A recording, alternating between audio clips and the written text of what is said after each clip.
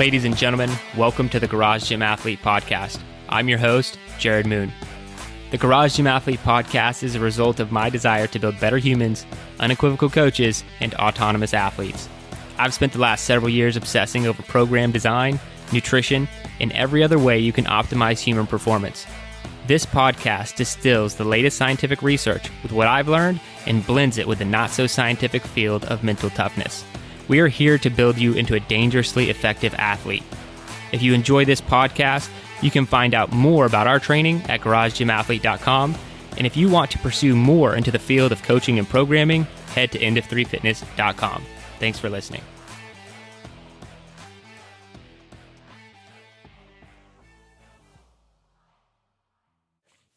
All right, ladies and gentlemen, welcome to the Garage Gym Athlete Podcast. Jared Moon here with Kyle Schrum. What's up, Kyle?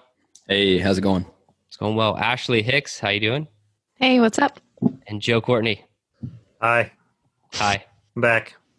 You are back. So let's start with you since you're back. How's life? Give us some updates. I have a big one and a less big one. Great. And the big one is for the past 2 weeks, I've had pretty bad chapped lips, and I finally got chapstick, and now it feels amazing. I don't think my lips are used to having a beard. Just real quick, that was the big update? That was the big one. Yeah. Okay. Oh my goodness. Yep. Lots been going on. I've been super busy. Yeah. The less big one is I had to kind of reshuffle and reorient my life because workouts. These sound backwards as hell to me. Okay. No, 'cause chapped lips are constantly on your mind, and like it caused me to lose sleep. The other thing, I just wasn't working out. That's not a big deal. Okay. So yeah, I shifted around my schedule and my days so that I was working out. I wasn't working out as much, but now it's working better.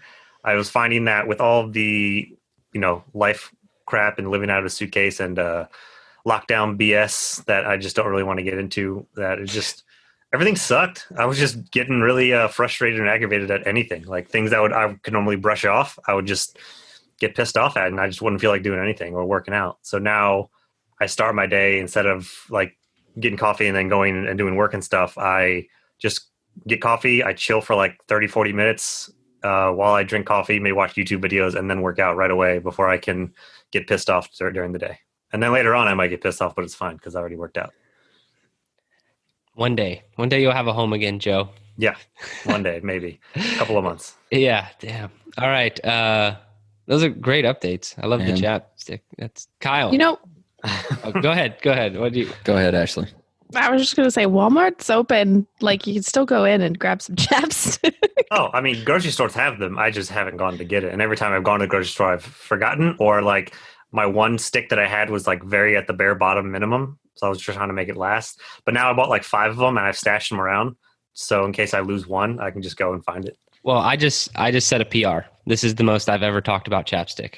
Yeah. I'm just going to go ahead. Look, it's big news. It's big news. That's a PR for me. When you're not grooming your facial hair, there's new irritations. He's like a chapstick squirrel, just kind of hoarding things away. Yeah. Every single bag that I have has one in it. Anyway. That's a t-shirt idea. No, it's not.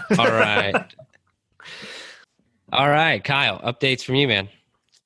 I'm not really sure how to follow the chapstick squirrel, but we actually, Hannah and I decided to go dairy-free this week in our nutrition, and I have mixed feelings.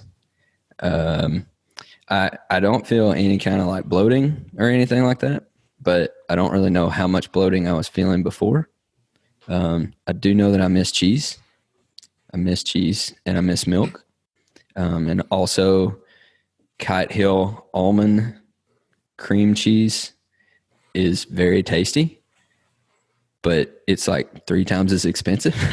And I had to go to like 5 different stores to find the stuff. So the money I spent in gas trying to find the stuff is, I don't know. Anyway, so just go dairy free, and also don't try and substitute your previous. Just cut out the whole like dairy desire. I've been dairy free for like 10 years, and I know there's such thing as almond cream cheese. Yeah, it's in a recipe he needed though. Yeah, got it. I've definitely had it, but I just Yeah, I'm not just sitting around eating cream cheese out of a tub. So Hey, I let you live your life. I don't know what your habits are. Yeah. it's for recipe. Well, my habits can't be as bad as hoarding chapstick. So anyway, That's not a bad habit. That's healthy. And it's not a habit. Yeah. It takes, several weeks. Yeah, clearly I was failing at it. anyway, dairy-free experiment is ongoing. That's what I'll say. That's great. Well, good. Yep. I mean, Joe's dairy free. I'm dairy. Ashley, are you dairy free? Mhm. Yeah. She has so to be. why? What? Because there's gluten in dairy. So what took you so long? I just realized everybody's dairy free but you. Well, I'm not the only one in my house that has to jump on board. So there you Yeah. I mean, I'll have dairy. I'm not as hardcore dairy free as probably the other two, Ashley and Joe. But I mean, I'm dairy free. But if I have a cheeseburger, I'm going to do a cheeseburger. If I'm going to go unhealthy, I'm just going to go all the way unhealthy and have a cheeseburger. Yeah. I'm not going to be no, give me that lettuce wrap burger. If I'm trying to be healthy, that's what I do. But I don't eat burgers we're at once a month max. Well, I think your even bigger thing was you discovered coconut aminos. That's true. Yeah, I had to use that for we're using the cook once, eat all week book. And so that's something that's the first time I'd ever heard of the stuff, and went and got some of that, and to soy sauce substitute. And Hannah eats a lot more soy sauce than I do. She doesn't just drink this stuff, but anytime we have rice or anything like that, she puts soy sauce in it. I'm not really big on soy sauce, but I might be pretty big on coconut aminos. That stuff is good. So, all right. Anyway, yeah. So Sweet stuff. big changes to the diet. Dairy and chapstick. I'm loving how we're getting started here. Ashley, It's good stuff. what you got? I don't have anything too big. We've done some beach trips this week just because the beaches are open again. So that's Kyle's rolling his eyes at me. But shoot, I mean, we've just taken the mornings, and Scott, because of his schedule, they're not working 100% full time. So he's had a couple of days or mornings off. So we're able to take the little man down to the beach, and he loves it. As soon as we cross that bridge, he's like, wah, wah, which is water, and he freaks out. So, and then they just opened certain parks here too. So we took him down and got to slide on slides. So things are opening up slowly but surely. The restaurants are at 25% capacity here. And, as long as you maintain social distancing still, things are starting to slowly but surely get back to normal. So it's been kind of a fun week. So I've had to work out in the afternoon, or I pushed a workout to today actually, which is normally my rest day. So definitely shifted my workouts to have some fun on the beach. Nice. Well, restaurants are opening back up, and Emily and I went to one last, the first day. The first day they opened back up, we were just you know what? We're not gonna be afraid. So we went to Mi Casina. Shocking. Yeah, right. Which was nice. It was a beautiful thing, and that's it. It was cool to go to a restaurant. I haven't been to a restaurant in a long time. The only other updates for me, I feel like I can give an update on the Aura Ring now. So I've been wearing it for a week, and I love it. That's it. I love the Aura Ring. I think it's awesome. It gives me all the data that I want, which is, so it shows you your heart rate variability throughout the entire night, and then gives you an average, and then gives you your highest, and you can see your lowest. And same with resting heart rate. It'll show you what your lowest resting heart rate was and the average for the night. And I didn't like how much Whoop's tracking all that data, but they keep it a secret. They're like Joe, you'd have to go back and find where your lowest heart rate was. They wouldn't tell you. You'd have to go find it. And again, if it wasn't in that last wave of deep sleep, I'm not going to get on that anymore. Whatever. I don't understand Whoop's recovery thing. I like Aura's algorithm, whatever they're doing, a lot better. It seems like it's more heavily based on sleep, body temperature, and resting heart rate, with a factor of heart rate variability, but not the main factor. And because I've never seen my heart rate variability tracked on every 30 minutes for a full night of sleep, or or more. I'm not sure how much they're tracking, but you can see the graph. And my heart rate variability is all over the place, just like I suspected. So it's like, it gets really low, it gets really high, like it just jumps up and down all over the place. So to say like 1 minute recording somewhere during the night, like Whoop does, is how recovered you are the next day, I think is complete BS. And the Aura Ring has just kind of further pushed me down, not liking Whoop's recovery score, but liking Whoop for everything else. The things that it doesn't do well at all, it's a horrible fitness tracker because it's not one. Like it's basically a glorified pedometer. So if you're thinking about getting an Aura Ring to track workouts or whatever, not a good fit. It's really only good for sleep and kind of knowing your readiness, but it does communicate both ways with Apple Health. So I wear my Apple Watch for workouts. Now I take the ring off and I wear the Apple Watch for workouts. So Aura Ring imports that and adds it to my activity for the day. So that makes its tracking a little bit more accurate. And so, yeah, the combination of wearing my Apple Watch only for workouts and Aura Ring the rest of the day and during sleep is pretty big. And the battery life is like, I don't know, 6 or 7 days, I guess. That's awesome. Yeah. I charged it yesterday, which was a week of having it, but I didn't need to. I just was like, I'm going to charge it because I don't want it to die. Anyway, Aura Ring is awesome. So I like that. Again, no affiliation. Just trying out all the different. I think I've tried everything now. I think everything that we talk about. No, I haven't tried Garmin. The Garmin. I don't know if I will. They're just too expensive. But they seem really cool. That is like the number one in our community. I had no idea until we did that poll. That's it. Other than the book is like right around the corner. So you can actually pre-order the book right now on Amazon. You can go search for Killing Comfort book on Amazon and order the digital version. And then the paperback and hardback stuff will be available closer to May 19th when the book comes out. If you are on the email list, you'll be getting lots of emails about that this week. This week when this podcast episode publishes, so you have that to look forward to. I can't wait to get it done. Just know the audiobook. I've been getting this question a lot. I guess people listening to the podcast are accustomed to hearing my voice and they're curious about the audiobook. It will come out 1 week after after May 19th. So 1 week after that, it'll be available. And that is it. You guys want to talk about fat and sleep? Let's do it. All right, we're looking at a 2020 study, a randomized controlled pilot trial of sleep health education on body composition changes following 10 weeks resistance exercise. Believe no women in this study, Ashley. I think it was 30 male participants. So I'm just going to give the gist of the study because the title makes it fairly clear what they did. But they had two groups, the exercise group and the exercise plus sleep education group. And it's just sleep education. That's all they did was like educated them on how to get better, higher quality sleep through a lot of recommendations. I'm going to read every single one of the things that they gave in the study as like suggestions. That way everyone knows, everyone listening to that's my big takeaway for this entire podcast. So I'll read that later. But essentially they just educated people on sleep and then they put them both on a 10-week resistance training program. And then they tracked lean mass, fat mass, and overall body fat percentage. And the lean mass change was not a significant difference, but the exercise plus sleep did have more of a lean mass change. And fat mass loss was significantly greater in the exercise plus sleep group.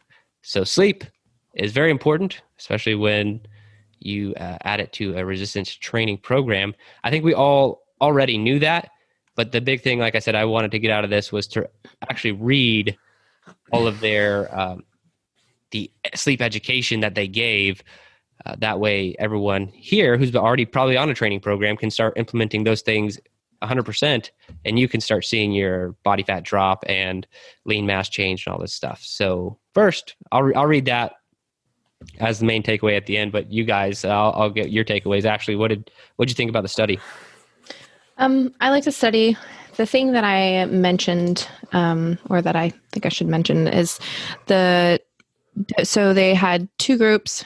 One of the groups was just working out, just training, and then the other group was training and sleeping, or implementing their sleep regimen, I should say, or before sleep regimen. And it was only a 1% difference.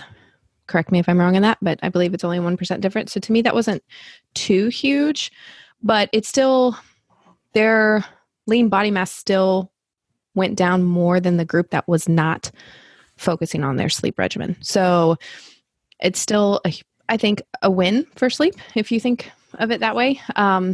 But I think sleep should just already be the priority, regardless of lean body mass.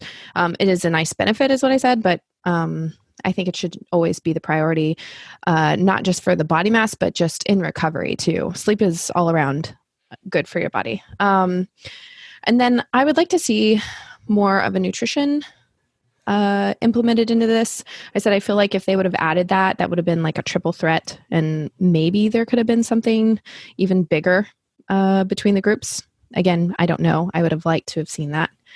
And I think I said sleep is a key takeaway here for anyone listening to the podcast. I feel like this just adds to the growing list as to why you should get sufficient sleep. So, all right. And Kyle. So, and I think the breakdown that we read about it kind of highlighted this as well. But there were some pretty high limitations to this study. They didn't put a whole lot of factors into the study itself. It was pretty much just, hey, here's your workouts, and then this part of the group is going to have sleep intervention. And literally the sleep intervention, all it was here are some tips to get better sleep. You know, they didn't have them in a lab or anything. You know, they didn't have them, hooked up to anything. They weren't, supposed to track it. I think they had a questionnaire that they had to fill out before and after, and that was pretty much it. So there were some pretty high limitations to the study, but what I took away from it was that even with those limitations on the study, there was still a statistically significant difference between the group that got the sleep intervention and the group that didn't. Especially in the fat loss, the body fat percentage really went down for those who had a sleep intervention. So literally just trying to sleep better was enough to have a statistically significant difference on your fat loss, which I thought was interesting.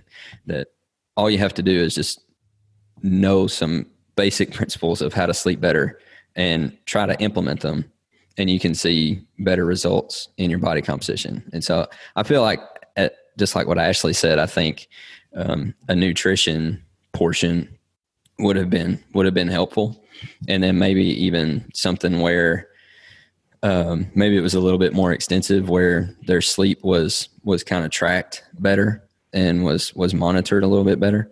But to know that just practicing some better sleep hygiene habits can really have a significant difference. I think that's a big win.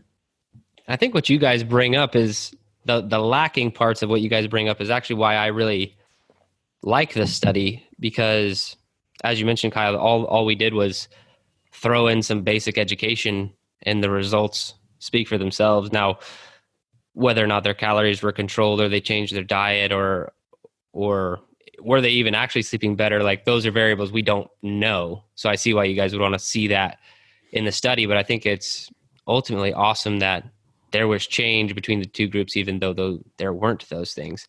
Because the nutrition side of things, I agree with that, but to a point, I'm like, that like, I don't know if they should have just done a food log as opposed to like tracking their calories, or put them both on the same diet, but then like if you drastically change their diet too much, then it's like you're doing two different studies. So I see why they excluded nutrition altogether. They're just like, just keep eating whatever you're eating and we'll see if this one little thing makes any change.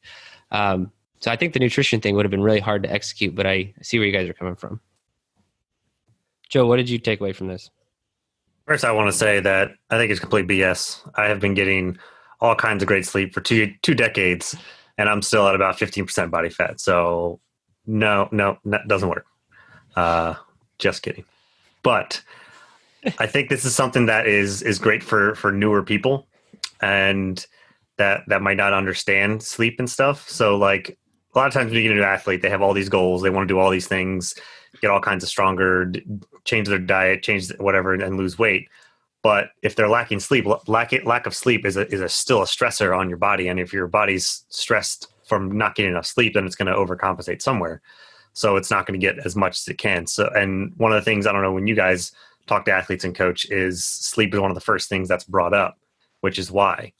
And I think this, because of how basic of a study, kind of like what you were saying, Jared, is that like this is just a very basic, super easy, not a whole lot in-depth study, but it still has great changes. And when you're first talking to an athlete, everybody's going to be like, okay, so on your checklist, you should do this and make sure you're getting 8 hours of sleep, and then you move on to the next thing.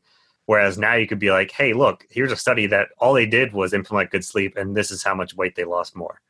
So you could just back up a very easy initial tip that you give to newer athletes or people that need some sort of change, and it's easy to digest and easy to implement. Yeah, I'm gonna steal, like, just straight jack these from the study and put them in our documents and links section for all the Garage Gym athletes, of just like sleep tips, because it's public information. It's not actually stealing for anyone who finds me unethical, but readily available. Yeah. So yeah, I think I agree. My only counterpoint is to your first comment is, if you weren't sleeping so well, what position do you think that you'd be in? At least 18, 19%. I don't know. There you go. So, Well, in the study, these were untrained individuals too. So we're not talking about people with 15% body fat anyway. So and that's what's annoying about a lot of these studies is I'm just seeing it over and over. We've pulled a lot of studies now, and they're always like, yeah, I mean, sometimes they're like, we want trained people, but it depends on what they're doing. But anytime they want to see some sort of big change in body fat or body lean mass or something like that, they're always like, let's get some people who haven't worked out in a while. This is going to be great. And they do it every time. And I get it. But not women.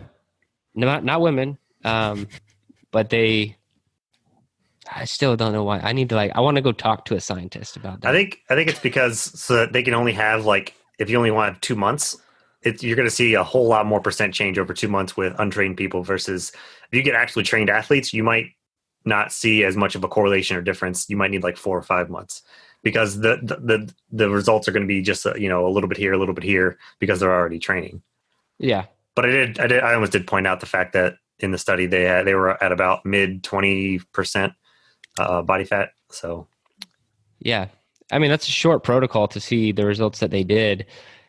And I don't know, my hypothesis on why they don't include women in some of these studies is, like, I think if you go beyond 1 month, like, they probably have to start tracking cycles too, because it's probably a factor.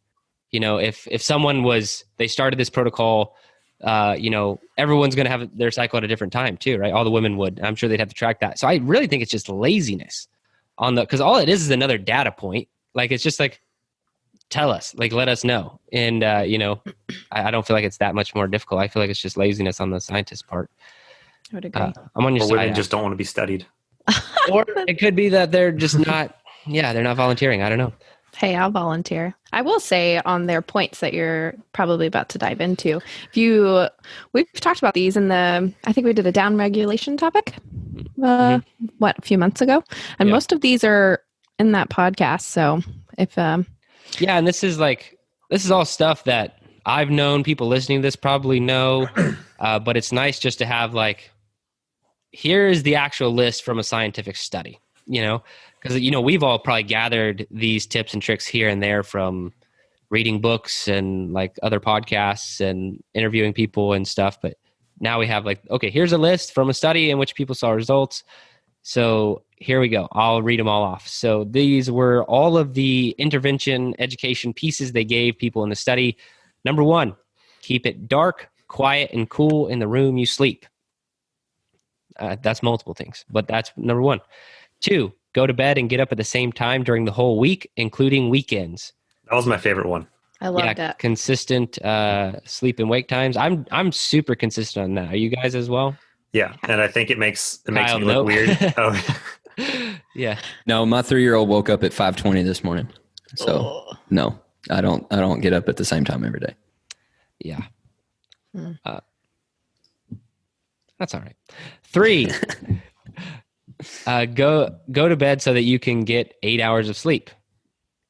Now, that is what's crazy about that is the Whoop says it, and so does the Aura Ring. Like, apparently, I'm awake for a large portion of the night, and in all of their like little pop-ups in the app or whatever, like this is normal. But I guess I toss and turn quite a bit, and I'm awake. So I could have a 9-hour sleep window and only get 8 hours, because I'll be awake and not even know I'm awake is the point there. It's not like I'm staring at the ceiling and I'm like, I don't know why I'm awake.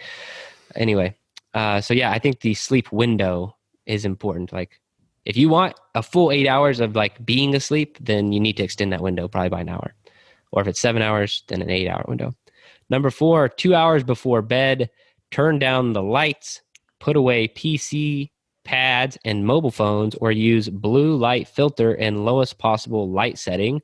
No exercise, no food, coffee, or black tea, or drinks with energy. Do calm and positive activities, and do not bring up relational conflicts before bedtime. That's all number 4. That's A, B, C, D, and E. That one you can't always control. Yeah, that's like, when I thought of that, it's like if you started to get in a fight with your spouse, you're like, no. I'm in my down regulation window. Right, I need a good night's sleep tonight. You cannot do this to me right now. That would only like escalate things. So I don't know. Just try and avoid that. Maybe just stop talking to people as much during those last 2 hours. Just take your sleeping bag outside. Yeah. I'm going to sleep in my car. We will discuss this in the morning. All right. Number 5, when you get up in the morning, expose yourself to as much light as possible right away. That's a good one. It helps set your circadian rhythm. They didn't really, I don't think they said why. Number 6, last cup of coffee for the day, 6 hours before bedtime. I think that's just a good rule of thumb there. 7, try to get so much sleep that you do not need an alarm clock to wake up. Now, that is something that is relatively new for me, but I have been doing ever since last year when I started getting more sleep and stopped waking up so early. I don't wake up to an alarm clock anymore, but I wake up around the same time every day, which is still generally before 6. Do you guys use alarm clocks? Nope. Kyle, only to catch a flight. Kyle, I don't think you sleep though. Like, how much sleep are you getting? You have kids for your alarm clock. I see. Yeah, my alarm clock went off at 5:20 this morning. So. Yeah, I mean, my kids wake up early, but we just put the fear of God in them to stay in their rooms. Oh man, I wasn't going to bring that up on the podcast but anyway, yeah, that happened. Yeah, we're like, hey, don't come in here until after 6. And then they got really good about listening to that, and so now we just push it to 6:30, and they just play until we get up. But I'm normally up and cooking breakfast before they even come out of their rooms these days. I think my sister installed a light into her kids' room that they can change with the app, and if it's the color red, they can't leave. And then once they turn the color to green, they can leave or something like that. We had a alarm clocks like that in our kids' rooms for a long time, because they would wake up at they wouldn't know what time it is. They'd wake up, it'd be like 4:45. They come in our room, be like, all right, breakfast time. Like, no, it's not. Go back to sleep. And so then we gave them these alarm clocks that turn color instead of waking them up. It turns green when you're allowed to wake up. And so move about the cabin. Yeah, we've done that. All right. Number 8, do not use electronic devices that emit light in bed. It's a solid one. Number 9, learn a relaxation technique. Use it to fall asleep at night or if you wake during the night. And that's it. And now that I think is really important. I try and do a breathing. We talked about this in the down regulation, but I try and do a breathing exercise before bed every night because it does help relax me and get me ready for bed. But that last part they mentioned, if you wake during the night, so I don't have to use the bathroom in the middle of the night every night, but some nights I do, I wake up at 2 a.m. and I have to use the bathroom. That I have found that if I do box breathing, as soon as I get back in bed after having used the bathroom, I go to sleep much faster as opposed to just laying there and trying to go back to sleep. So I think I've never actually heard someone suggest that before. And I kind of just have started that not that long ago, and it helps a ton. So for anyone out there who pees in the middle of the night, There you go. There's a tip. That's everything. And if you're an athlete, we'll put all those in the documents and links so you guys can snag those and start really decreasing your fat mass and increasing your lean muscle mass, according to science. All right, topic is seasoned athletes and minimum effective dose. So this comes from one of our athletes. So how do we find the optimal balance between athletic performance and athletic longevity? Like the philosopher Toby Keith said, wonder if I should just keep reading all this. I ain't as good as I once was, but I am as good once as I ever was. Alternatively, how can we be our optimal selves over the longest period of time without blowing up? I love this question. And I would love to hear what you guys think. Kyle. Oh, okay.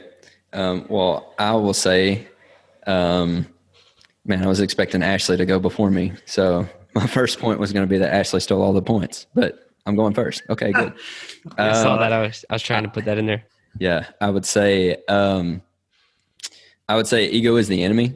So I kind of feel like with seasoned athletes, people who have been doing something for a long time and are expecting a certain level of performance at that certain thing, if you're finding that your performance is not where it used to be, then try to keep your ego in check and understand that that's going to happen. That's kind of part of it, of becoming a seasoned athlete, to use the PC term, I guess. Becoming a seasoned athlete means that your performance changes. I don't want to say it gets worse, but it changes. And so maybe being at the same level that you used to be it's just not what's going to happen. So just kind of try to keep your ego in place. And I think ego might be part of what leads people to injury as well. Not just seasoned athletes, really. I think ego is an issue that we have to deal with in training throughout our entire, history and experience with training. I think it can lead to injury in new trainees. I think it can lead to injury in seasoned athletes. So ego is the enemy. Make sure that you keep it in check and don't try to do things that your body's not prepared to do anymore. And don't expect certain performance things out of your body that it's not prepared for anymore.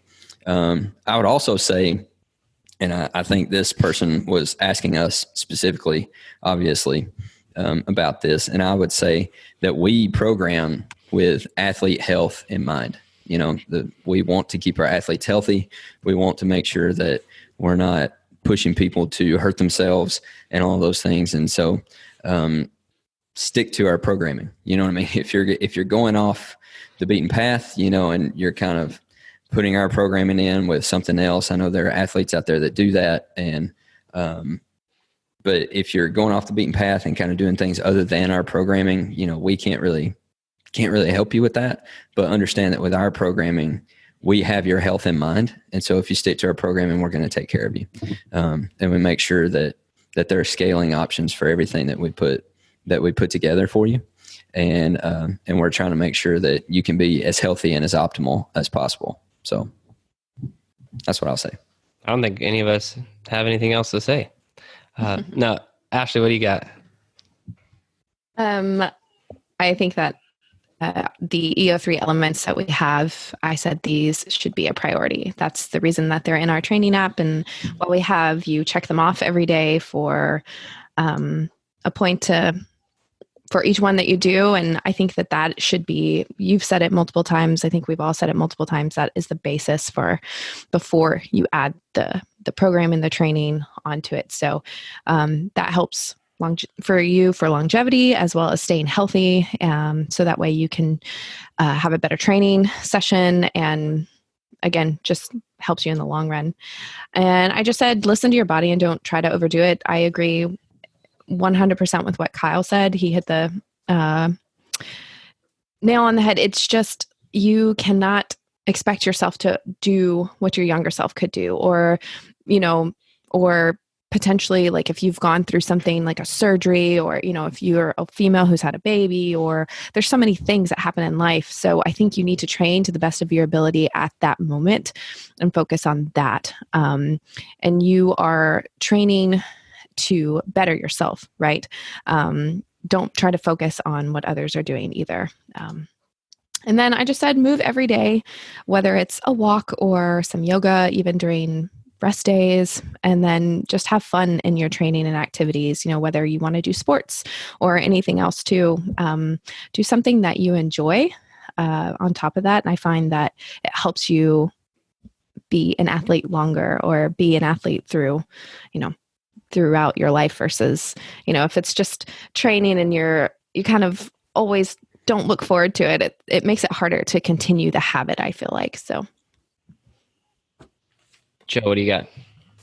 I think variety is key for longevity and in the long run.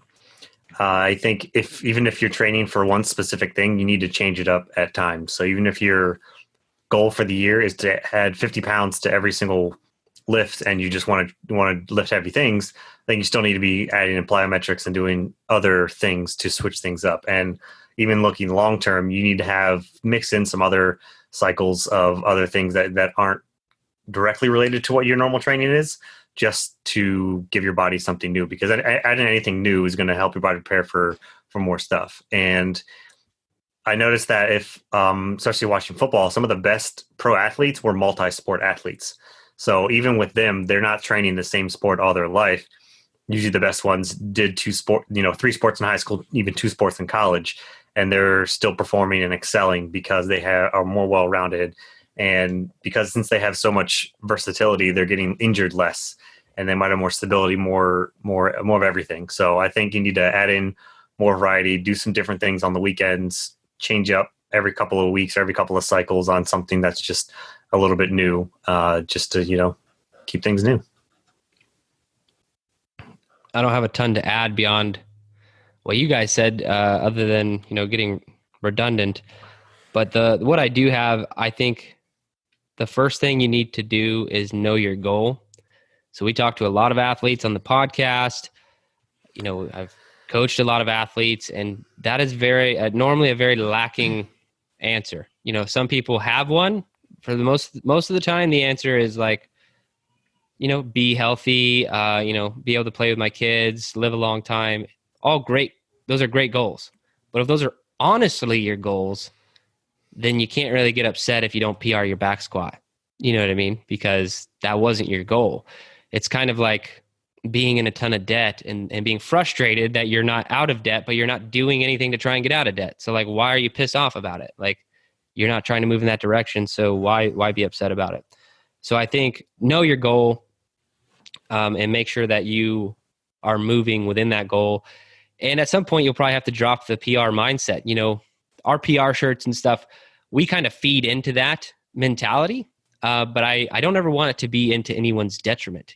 I want people to set PRs and get better, but it also kind of depends on where you're at on that spectrum. Like we've talked about this a lot. I want to maintain a competitor, by our standards, competitor level fitness across all the different domains we have in the conditioning. And we even have age brackets for it. We have age brackets. And so if you have a similar goal, then it's really just like trying to balance all these things. And that's a fun goal for me. But you know what that means for me on like my back squat? My back squat is in the competitor level, has been for several years, fluctuates up and down, but I don't care about it getting more. All I ever care about is it being at or above that competitor level. So I'm not trying to hit PRs anymore. I'm like, normally when we go into fit week, I'll warm up, I'll load up what would be the competitor level, which for squat is not crazy for me. I'll make sure I still got that. And as long as I hit that in my first attempt in fit week, I'm like, I'm good. Like whether I do any more sets today or not, like I'm fine. I still have that. And that's kind of what I do in all of these things is like, I'm trying to keep, they're talking about minimum effective dose. I'm trying to keep minimum effective high level fitness there within our competitor realms, because if I were to increase those standards to something that's ridiculous, I probably wouldn't be able to achieve it. And that's what I'd be chasing. So I'm not chasing PRs anymore. I'm just chasing how long can I maintain this well-rounded level of fitness? And that it's going to be like a lifelong pursuit, because I'm just waiting to get older so the brackets can change and I can ease up a little bit, but I'm not there yet. So just know your goals and drop the PR mindset if it's becoming a problem, like feeding into the ego issues everyone else was discussing. And that's all I have on that, guys. Now here is a good one. It's a great one. Heavy load long distance.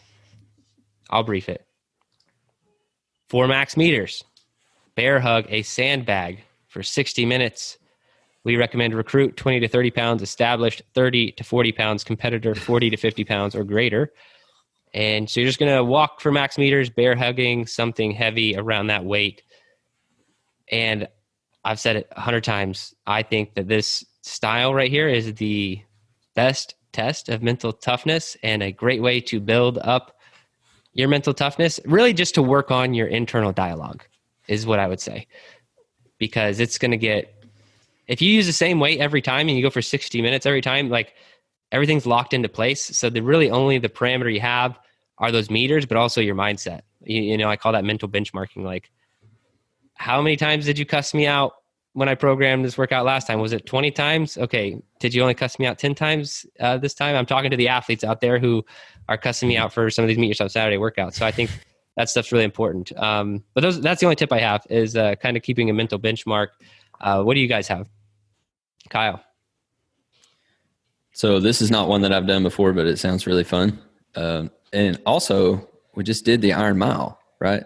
So yeah, I'm putting lots of carries in the programming, and got the Iron Mile, and then now we've got heavy load long distance. Are happy about it. Yeah. So, but I love it. So, but I would say kind of the same thing as the Iron Mile. Just embrace the suck. Get in there and do it, and be there, be present in the moment. Just let your mind go to some dark places and kind of feel around in there and feel what that feels like, because that's exactly what this is going to do to you. Because this one's not painful like the Iron Mile. You know, that one, there's a good amount of pain you're dealing with. This one is just like, what are you made of? Let's see. There's no reason to like really stop. Like, unless you, well, I'm getting some looks here. Ashley, what are your tips? Sorry, I was getting too deep in the Meet Yourself land. I don't know to be honest, I don't know if I could carry something like that for just an hour. I probably could, maybe if I. Wait, I'm not saying you can't stop, but if you could not set the weight down for an hour.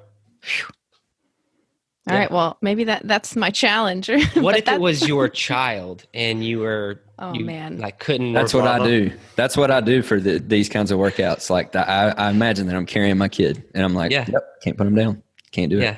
Yeah. But I carry my kid on my hip, not in a. I'm trying to think of a real world scenario in which you'd have to carry your child for an hour and not be allowed to put him down, even like in an emergency, like end of world thing. And I can't really think of it. But just put yourself in that situation. No, for sure. But if I had to, now I'm you could do it because I've trained for it. I put everything like this in relation to my kids. And now William, he's a little too big. Like, I'm like, dude, you're becoming an Iron Mile situation. So we'll see what happens.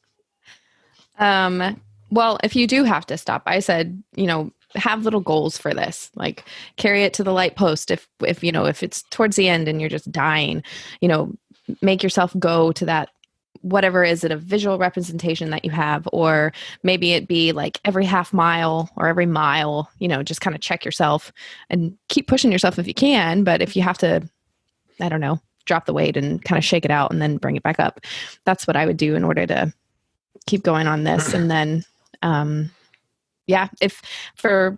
I always say jams, but for this one, I would say listen to an audiobook or a podcast. Like, it's a long time. So why not just kind of try to take your mind off of it a little bit and just listen to, I don't know, if that Killing Comfort book was on that audiobook, maybe we could all just listen to that while we're doing this. I will reprogram this workout the week of the Audible release just for you, Ashley. Oh man. People are going to hate me, but anyways, those are my tips. Awesome. Joe, you got anything? Yeah. Liz and I had fun when we did this one. It was pretty good. We took our slam balls to a trail and carried them along a trail. I used my 60 and she used our 40. And what we did to break it up, we did 5 minutes on, 1 minute off for the whole thing, even from the start, just so we stuck to the time the entire way. So in the beginning, it wasn't too bad, but then toward the end, the last 2 minutes or so of each 5 minute grouping got a little challenging. We just kind of power walked it and walked all around the trails. I So love break it. it up to time-wise if you want, or if you need to, but start from the beginning, because then later on it's going to get harder. Yeah, you guys have some great like practical. I just want to throw it out there. I challenge someone to not put it down. Now, I will let you know I have not achieved this.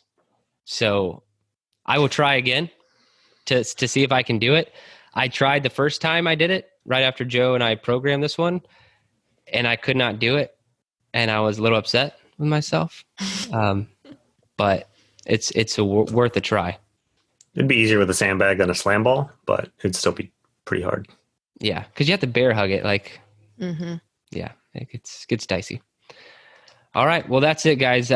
Thank you so much for listening to the podcast. If you've been enjoying the episodes and everything that we're doing, just podcast wise, go ahead and leave us a 5-star review and a positive comment, just so we can see how we're doing. We'd love that feedback.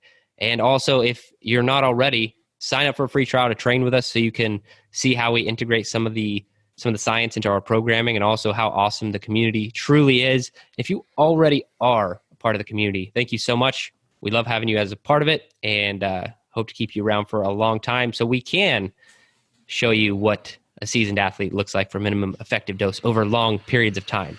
But that's it. That's all we got this week. Thanks for listening. Thanks for listening to the Garage Gym Athlete podcast. If you want to learn more, go to garagegymathlete.com. You can learn about our training. Let us send you a copy of our book, The Garage Gym Athlete, or you can even get featured on the Garage Gym Athlete podcast. Thanks for listening.